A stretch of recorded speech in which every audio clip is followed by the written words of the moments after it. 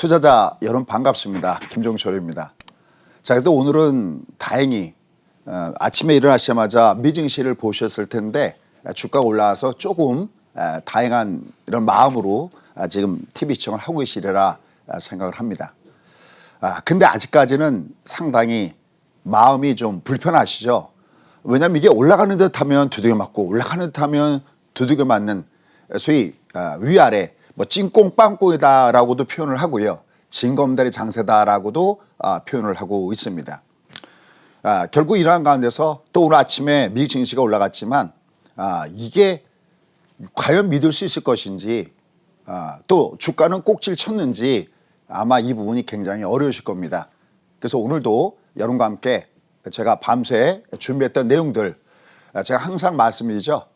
저도 똑같이 30년 전에 주린이에서 지금 그래도 여러분과 함께 경험을 공유하는 이 부분 소위 항상 말씀드리지만은 여러 차례 실패를 거듭한 끝에 결국은 실패에서 배우는 성공학 이거를 항상 기본적인 컨셉을 가지고 여러분과 공유하고자 합니다. 오늘도 이 시간을 지켜주시는 여러분들 또 너튜브나 또 다른 것을 통해서 보시는 여러분들 진심으로 감사합니다. 그러면 한번 떠나가 볼까요?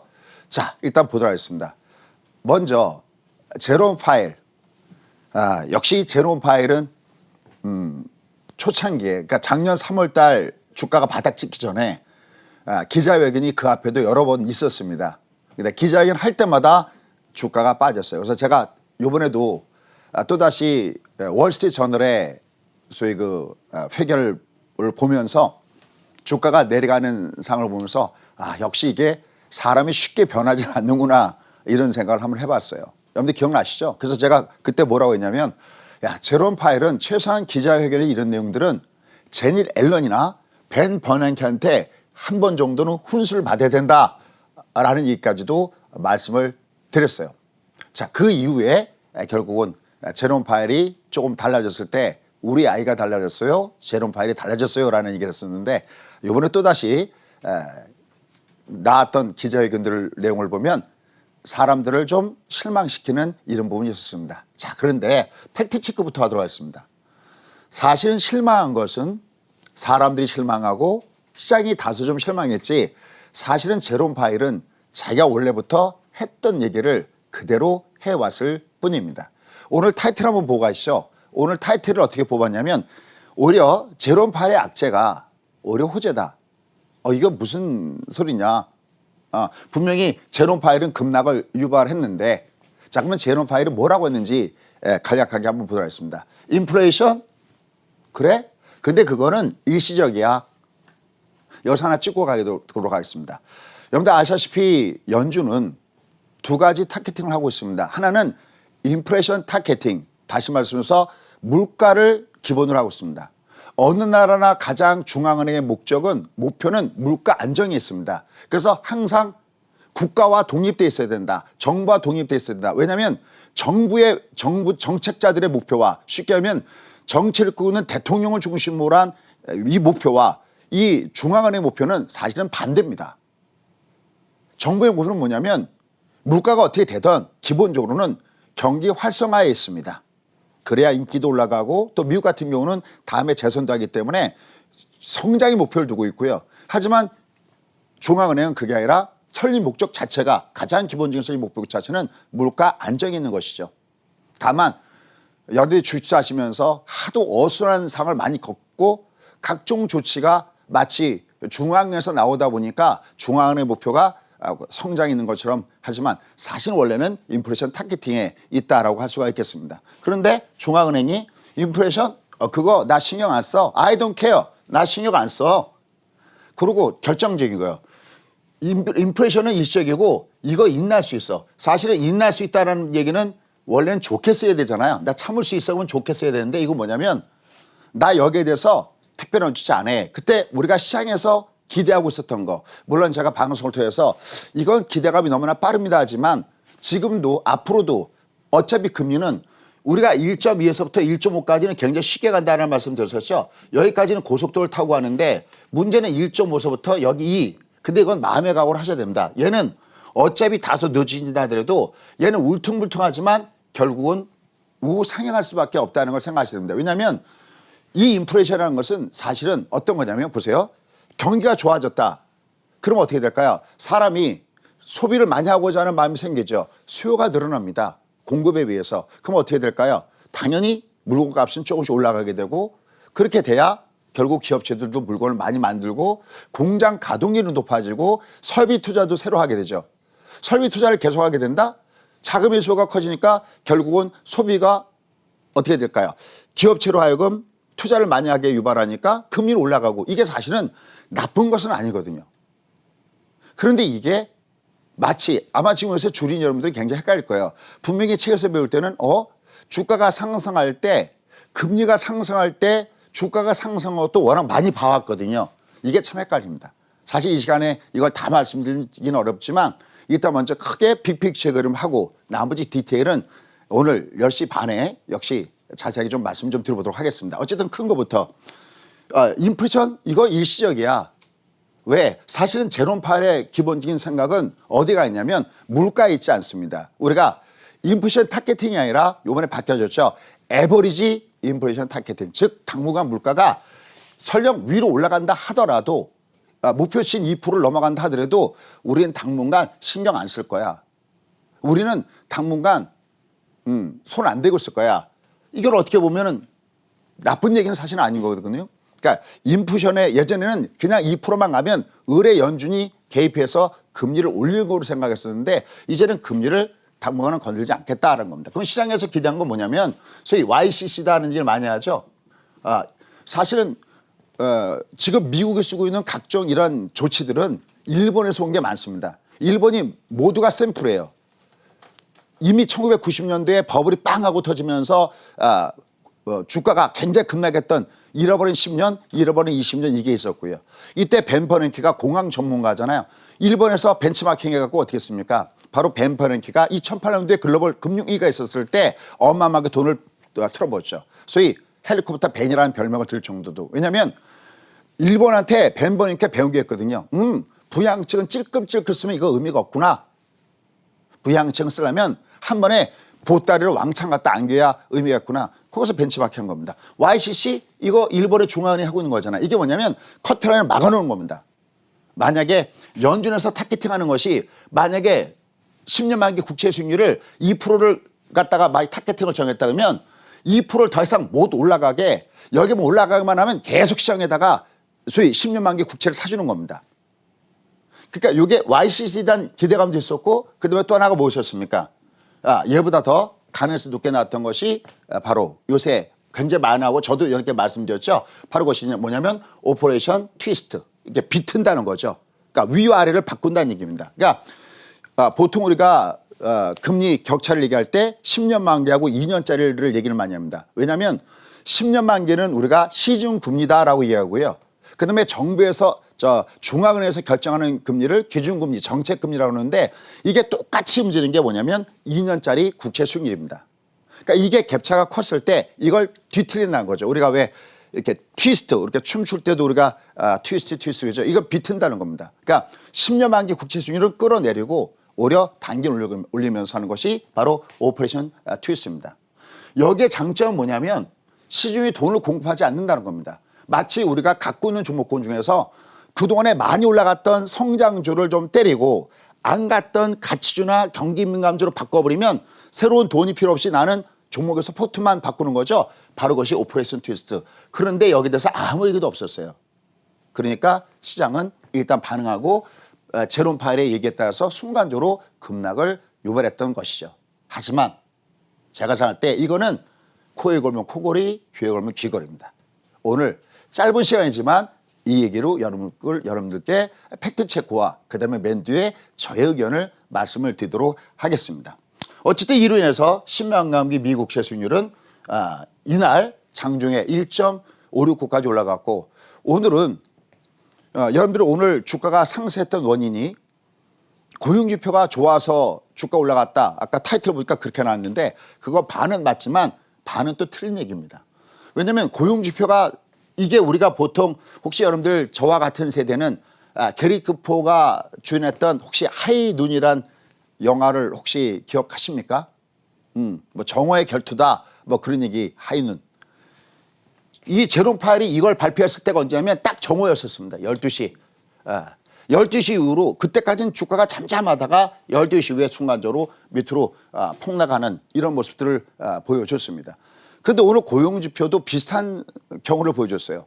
국채 수익률이 갑자기 고용지표가 좋다고 그러니까 야 이건 그러면 조만간 굉장히 빠르게 뭔가 연준의 액션이 나오는 거 아니야? 라고 할 정도로 금리가 또다시 1.6을 뚫고 올라갔습니다. 근데 여기서부터 자 이제 한 가지씩 우리 알아야 할 것이 있습니다. 누차 이렇게 말씀드렸지만 이게 1.1에서부터 1.5까지는 쉽게 올라가는데 1.5에서부터 2까지는 이거는 울퉁불퉁 그래프를 보시면 그런 모습을 주고 있죠. 그런 모습을 보여줄 겁니다. 하지만 우리가 마음에 각오는 해야 됩니다. 이게 올라갈 수밖에 없다라는 거를. 그리고 사실은 제롬 파웰이 인플레이션 일시적인 거로 보고 있다 이런 얘기를 하고 있는데 어차피 인플레이션은 앞서 서두에서 말씀드렸죠. 경기가 좋아진다는 얘기는 그냥 단순한 보복 소비가 아니라 경기가 좋아진다는 얘기는 소비가 는다는 얘기고 소비가 공급보다 더 는다. 수요가 더 많이 는다는 얘기는 어떻게 되겠습니까? 물건값이 올라가게 돼 있는 거고 물건값이 올라가면 기업체들은 물건을 더 많이 생산할 수밖에 없고 설비 투자를 이어지고 자금의 수요가 높아지니까 금리가 올라가는 그런 선순환 구조가 될 수밖에 없다는 점에서 얘는 꼭 나쁜 것은 아니다라는 겁니다. 어쨌든 이런 부분 때문에 주말에 우리나라 시장은 또 한번 난리부르스를 쳤었죠. 주말에 양쪽 시장이 둘 다 여기 전부 다 아래 꼬리 달고 있는데 둘 다 주가가 마이너스 2%로 밑으로 급락을 줬습니다. 또다시 코스피 기준으로 보면 3,000선을 이탈하면서 내려왔습니다. 과연 여러분들의 선택은 그때 뭐였나요?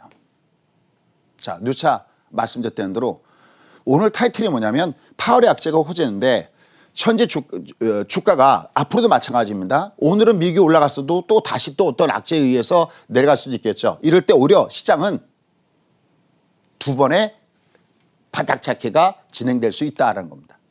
물론 여러분 중에서 방송을 들으면서 어떤 분들은 경험을 공유해 줘서 고맙습니다라고 느끼겠지만 또 어떤 분들은 의견이 다르겠죠.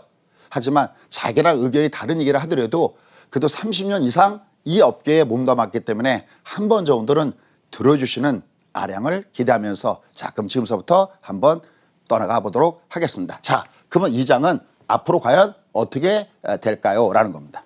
자 바로 이 부분을 보시면 좋습니다. 여러분들 제가 이런 얘기를 많이 합니다. 제가 현재 와우넷에 올라가 있는 그 방송 내용을 보면요.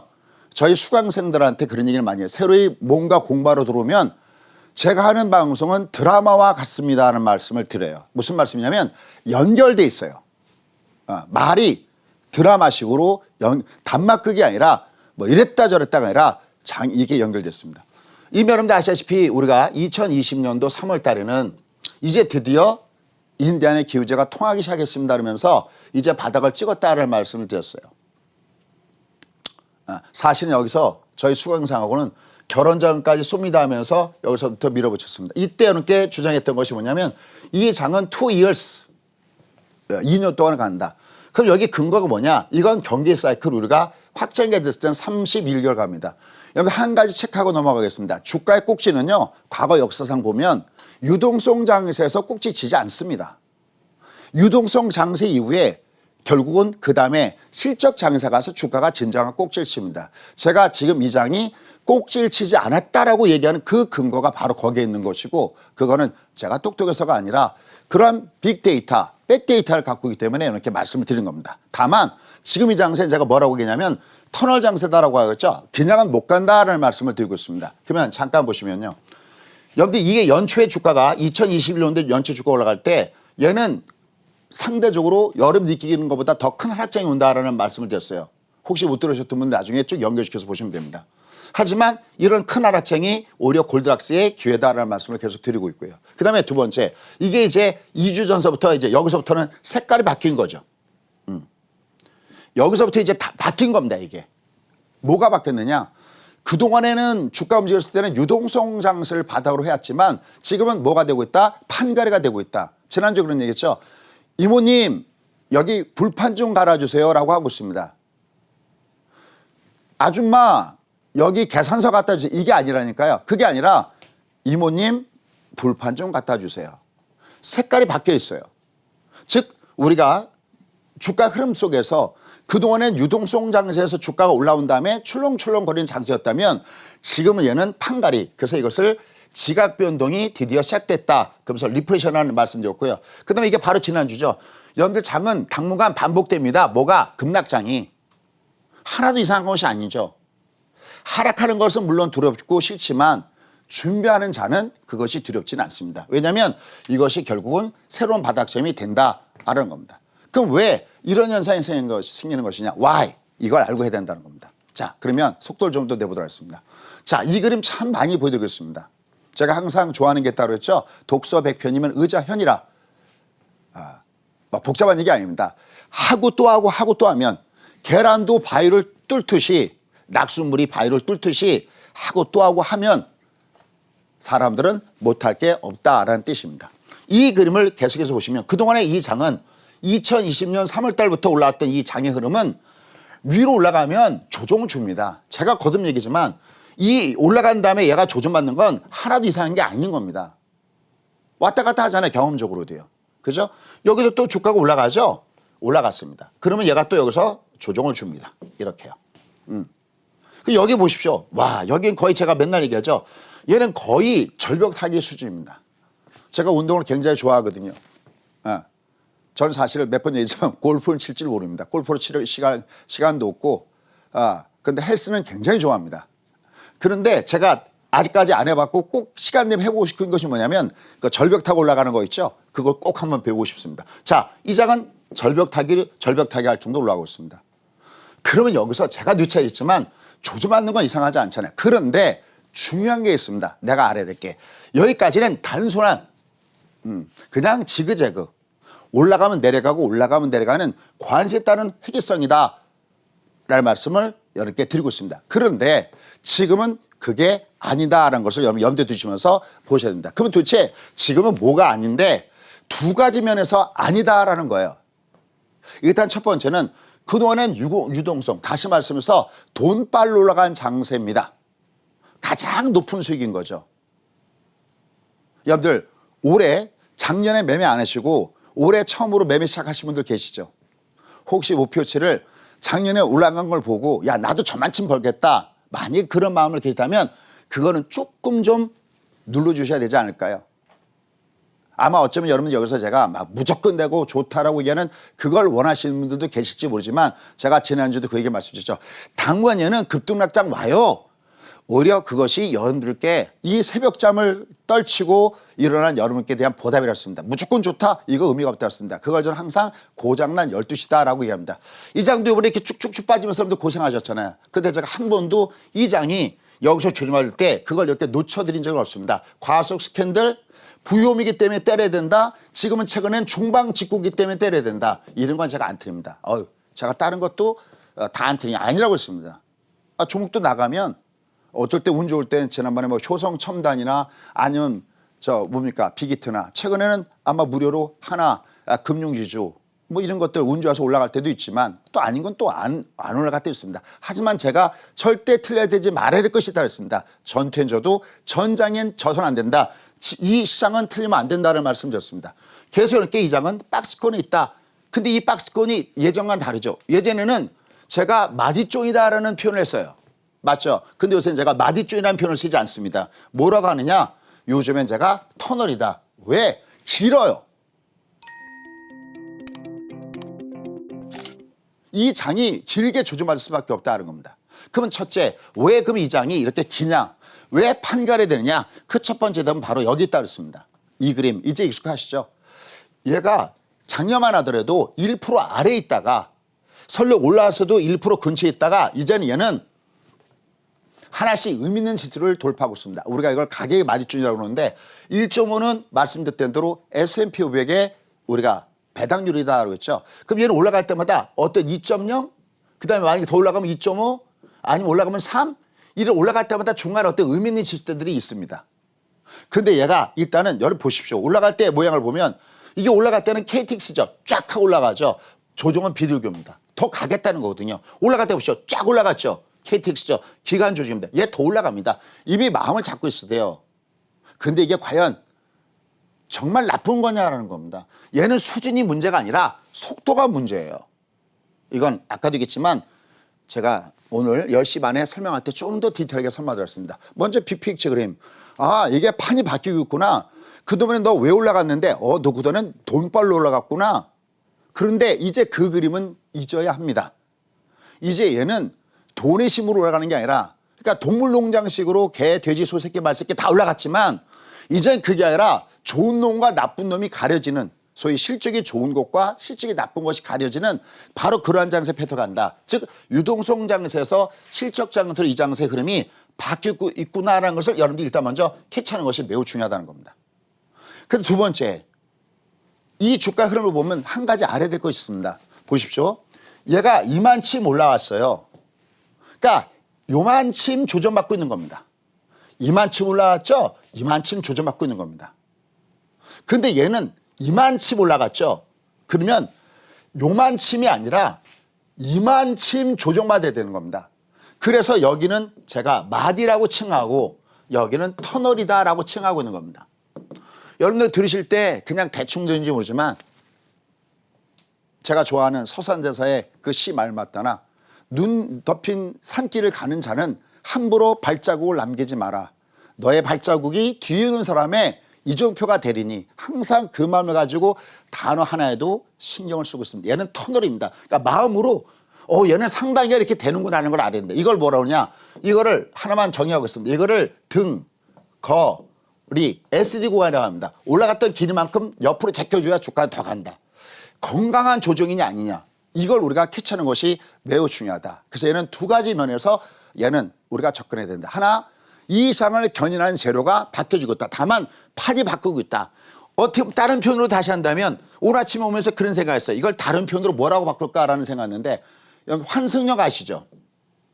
전철 탈 때 보면 환승역 있잖아요. 사람이 기차가 멈춰 있으면 내릴 사람 내리고 탈 사람 타고 환승역이다라고 보시면 됩니다.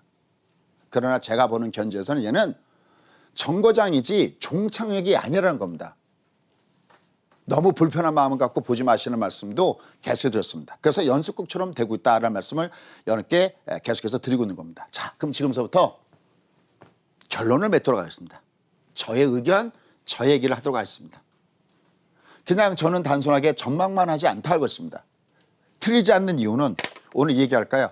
저는 가위바위보를 누구라든지 처음 만나셨으면 저는 10번이면 10번, 100번이면 100번 가위바위보에서 저는 이길 자신이 있습니다.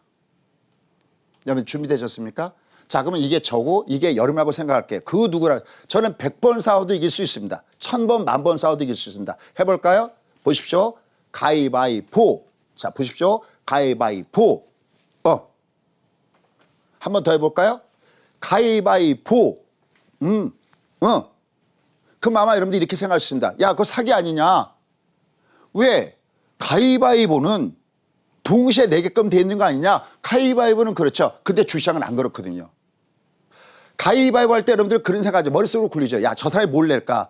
그러면 가위바위보 생각할 때 예측이 자기가 맞아들일 때가 있겠죠. 하지만 만약에 예측대로 있으면 가위바위보를 틀릴 때도 있을 겁니다. 그렇죠? 근데 가위바위보는 동시에 내야 된다는 하나의 우리가 소위 정한 규칙이 있지만 주식은 그게 아니거든요. 먼저 예측하지 않아도 되거든요. 그래서 항상 주식시장은 예측과 대응이라는 영역이 대응하는 겁니다. 가위바위보 했는데 주목이 나왔어요. 그래? 그럼 얼른 보재기로. 가위바위보 했는데 보재기를 냈어요. 난 주목에. 그래? 얼른 가위로. 이걸 대응이라고 합니다. 조금 설득이 있는지 모르겠습니다. 근데 이러한 피드백은 저희 수강생분들이 저한테 주십니다. 솔직히 그게 참 인상 깊었습니다. 그게 바로 제가 항상 얘기할 때 주식은 예측만 하는 게 아니라 대응이 필요하다. 그래서 안 틀린다는 겁니다. 대응은. 자, 그럼 이 그림을 지난번에도 보여드렸습니다. 터널 장세의 의미가 뭐냐. 여러분들 금융 장세일 때는요. 주가가 많이 올라가요. 이미 여러분들 눈높이를 좀 낮추려고 할 때 이게 저의 개인적인 의견이 아니라 이미 이 투자의 명인들이 내놓은 겁니다.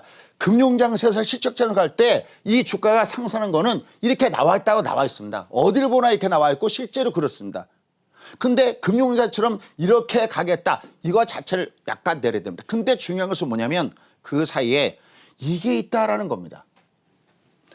금융장세에서 이 실적자로 넘어갈 때에 바로 이게 있다는 겁니다.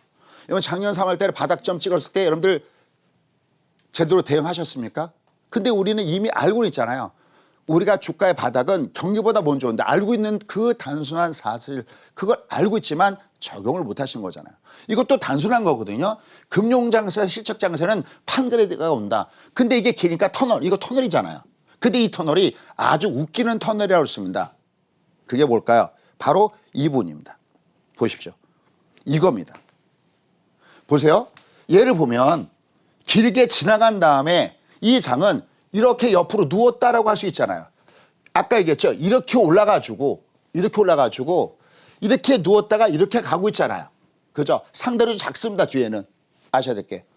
근데 지나간 사람은 옆으로 누웠다. 큰 그림은 옆으로 누웠다. 왜냐하면 데코보크가 왔다 갔다 하니까 누웠다. 하지만 얘는 길게 보면 터널을 지나가고 있는데 얘는 여기서부터 주가가 하락한 거를 계산해 보면 이거 제가 몇 번 보여드렸잖아요. 이 앞에 있는 내용입니다. 여기 26% 하락한 적도 있고요. 여기 18% 하락한 적도 있다. 근데 다행스러운 것이 있다. 얘는 저점을 안 깨더라 라는 겁니다. 그리고 얘가 끝난 다음에는 얘는 밑으로 이렇게 꺾어지는 폭포에서 떨어지는 장세가 아니라 이후에는 제가 선샤인이 빛나고 있다는 말씀을 드렸어요. 다만 여기서 왔다 갔다 하니까 당분간의 매매는 어떻게 써야 된다? 리미트로 공략해야 된다. 추격 매수가 아니라 내려올 땐 잡아주고 올라간 데는 던져주는 이 구간을 여러분께 말씀을 드린 겁니다. 이건 빅픽처죠. 나머지 디테일한 것은 여러분께 제가 계속 30분 봉을 보십시오라는 하면서 픽샷에서 추가적인 애프터 서비스를 하고 있습니다. 수정이 근데 못 알아듣겠는데요. 나는 못 알아들어도 누군가가 알아듣는다면 그 사람은 하나의 희망이 되는 겁니다. 아, 저렇게 하면 되는 거구나 라는 걸 꼭 잊지 마시기 바라겠습니다. 자, 그럼 이제 마지막 결론으로 가도록 하겠습니다. 여러분들 이제 이 그림은 잊으십시오. 이건 2020년도에 우리한테 부자 될 때 이게 지도였다면 이제 올해 부자 지도는 이게 부자 지도라는 것을 다시 한번 이렇게 말씀을 드리고 싶습니다. 자, 그럼 이제 최종적인 결론을 맺도록 하겠습니다. 소위 주가 바닥은 어디예요? 주가의 바닥은 이게 저는 바닥이라고 생각합니다. 중방 패턴, 즉 방향이 중립일 때는 어떤 긴선을 놓고서 얘는 계속 왔다 갔다 할 겁니다. 예. 오늘 뭐 미국이 올라갔다고 해도 또 올라가면 또 두드맞고 대신 내려가면 올라가고 왔다 갔다 할 겁니다. 흐름은. 직전 고점 때는 당분간 두들기는 장세가 계속해서 될 가능성이 높습니다. 만약에 얘가 다시 가게 되면 이걸 우리가 상방이라고 그래요. 상방의 패턴은 여러분들 어딜 참조하시면 되면 뭐 미국 이건 뭐 딴 거보다도 오늘 10시 30분에 다시 한번 말씀드릴게요. 이건 그냥 보면 됩니다. 아, 이게 가는 거구나라는 걸 보면 되는 거거든요. 근데 아직은 얘는 그 틀을 갖고 있지 않습니다. 다시 한번요. 내가 항상 이기는 방법은 예측 갖고 매매하는 게 아니라 예측은 하지만 예측은 해야죠. 가는구나 가겠구나 다 본 다음에 들어가면 늦거든요. 예측은 하지만 예측만 갖고 하는 건 아니거든요. 예측과 대응의 전략이 필요하다는 겁니다. 자, 그래서 일단 저는 이게 중방 직고가 고점이라면 중방 직전의 매수다. 그래서 저희 아침에 아마 지금도 호불호는 다 있겠지만 저한테 우호적인 의견을 내보시는 분들은 어디서 바로 주말장에서도 3,000포인트 아래에서 매수 사인에서 매수입니다 라는 걸 보고서 같이 샀던 사람들은 오늘 좋아하실 겁니다. 왜? 여기가 바로 중방 직저거든요. 그래서 얘가 어디가 바닥이 날 때는 이게 정상적인 바닥일 때는 3,000선 아래는 바닥점이 형성돼 있다. 그리고 요 1차 구간 어디냐면 2,800선 라인이 있다. 이건 어떤 의미점이 있느냐? 바로 12개월 예상 EPS를 갖고 계산해 보면 PBR 대략 1배 정도 되는 수준을 조금 상단으로 잡았을 때 한 2,800 정도 선이 나옵니다. 그래서 얘는 이 3,000선 아래 2,800선 요 사이가 바닥점이 될 가능성이 굉장히 높다. 소위 그러면 저 3,000에서 쏴야 된다는 얘기입니까? 2,800에서 쏴야 된다는 얘기입니까? 그게 바로 대응의 전략이고 그때는 30분을 이용하면 벨이 90입니다. 이건 좀 이따가 이 편은 제가 온라인에서 말씀 좀 드리도록 하겠습니다. 그러면 도대체 이게 다 바닥일까요? 좀 이게 아닐 수 있지 않습니까? 그렇습니다. 잘 보십시오. 얘가 만약에 이것이 안 되고 이머전시가 발생했을 때 그러니까 비상사태가 발생했을 때 어떻게 되냐. 그때는 꼭 잊지 마십시오. 마틴이라는 숫자를 잊지 마십시오. 마틴 구간이죠. 마틴 구간은 바로 이게 마틴 구간입니다. 주가가 올라가다 밑으로 내리치잖아요. 그럼 여기 오면 뜨게 돼 있습니다. 이게 마틴 구간입니다. 여기가 바로 120선에서부터 240선 영역에 있습니다. 다만 그게 주로 20이 외봉에 있을 때는 마틴 구간주에서 120에서 걸려서 뜰 가능성이 여기도 뜨죠. 120에서 뜰 가능성이 굉장히 높습니다. 이게 바로 마틴 구간을 줬습니다. 이게 언제냐면 바로 2018년도에 주가가 꼭꼭 치실 때 올라가다가 와장창 무너졌을 때 역시 여기서 뜨고요. 와장창 물 때 뜹니다. 결론이 뭐냐면 지금 이 장이 여제 저는 이 장이 어떤 터널 구간이고 이 장이 조정받다 다시 간다는 쪽에다 비중을 두는데 백보 양보에서 이 장이 만약에 꼭지를 쳤어도요. 최소한 지금의 이 조종장은 매수의 찬스이고 여러분이 돈을 벌 수 있는 찬스입니다. 왜요? 중방이거든요. 원터치 구간이거든요. 그걸 여러분들이 모르면 안 됩니다. 자, 그러면 다른 거 하나 잠깐 보여보도록 하겠습니다. 자, 보십시오. 이게 2009년, 2012년도에 차화정 장세입니다. 소위 리먼 사태, 빅쇼트가 일어난 리먼 사태 이후에 올라갈 때입니다. 여기도 보이시나요? 올라갈 때 여기가 마티입니다. 당금은 뜨죠. 여기도 당금은 뜨죠. 여기도 당금 뜨죠. 이게 바로 2011년도에 꼭지 칠 때 이 모습입니다. 그럼 소장님, 이건 너무나 우리 것만 갖고 얘기하는 거 아닙니까? 그래서 준비했습니다. 미국이요. 특히 요새 미국에 대한 관심도 크시죠. 그죠? 아마 이게 주가가 어떻게 될 것인가. 이때입니다. 바로 2018년도에 주가가 꼭지치고 내려왔을 때 이런 얘기했습니다. 여러분들 얘는 여기가 뜰 것 같습니다. 제가 그러면서 TV에서는 어떤 얘기하냐면 이건 여러분 CNN에서도 안 나오고 팍스에서도 안 나옵니다. 그런데 제 경험 보면 얘는 일단 뜨고 봅니다. 무슨 얘기를 하냐면 이게 나중에 여기 와서 꺾을 때는 이게 진짜 꼭질지라도 여기는 여기 돈 벌 수 있는 찬스인데 바로 지금의 장세가 그 찬스의 구간에 있다는 겁니다. 다만 얘는 어딜 지나가야 되느냐. 이 긴 터널을 지나가야 된다는 것을 잊지 마시기 바라겠습니다. 여러분들 잊지 마십시오. 파월의 악재 이건 악재가 아니라 오히려 주식 투자를 하는 사람의 입장을 보면 저것은 호재입니다. 제롬 파일이나 패드가 지금의 올라가는 이걸 갖다가 제어할 수 있는 능력이 없는 것이 아니라 다만 그들은 아직 안 하고 있을 뿐입니다. 그것은 너무 걱정하지 않으셔도 될 것 같습니다. 다만 얘는 여전히 터널 속에 있다는 걸 염두에 두시고요. 리미트 공략이지 쫓아가시면 안 됩니다.